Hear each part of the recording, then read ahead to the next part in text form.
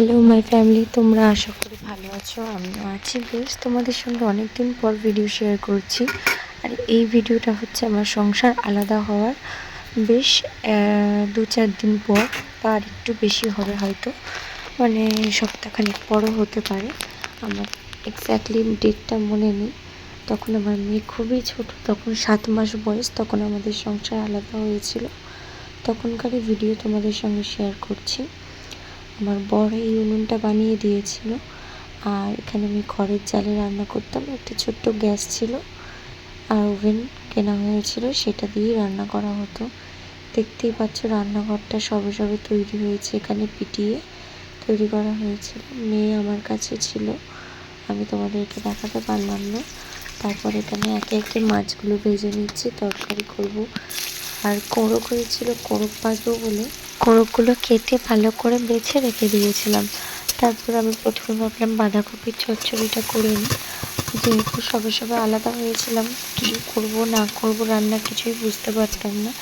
যা মনে আসতো তাই রান্না করতাম।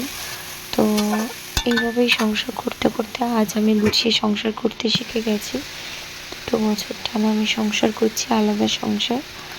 2 বছরের কাছাকাছি, পুরোপুরি 2 বছর হয়নি। আমার মেয়ে এখন 2 বছর 7 মাস বয়স, আর আমি এটা পোস্ট করছি তখনও 7 মাস সবে, তখনকার ভিডিও।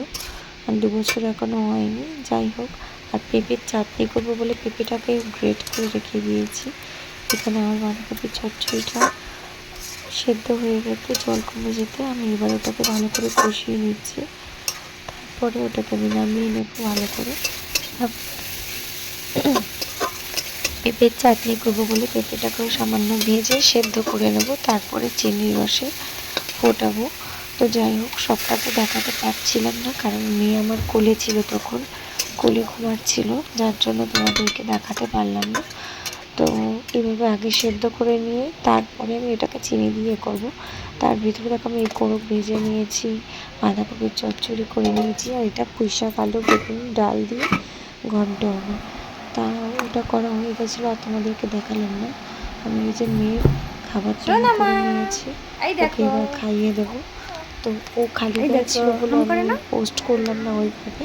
ওর খাবারটা ভালো করে ম্যাশ করে নিয়েছিলাম, তখন যেহেতু খেতে পারতো না খুব একটা, ওই খাবারটা ম্যাশ করে নিয়ে ওকে খাওয়াতে হতো, যার জন্য। তো আমাদের খাবারও বেড়ে নিয়েছি, পেঁপের চাটনি, কোড়ক আলু ভাজা, বাঁধাকপির চচ্চড়ি আর মাছের ঝোল।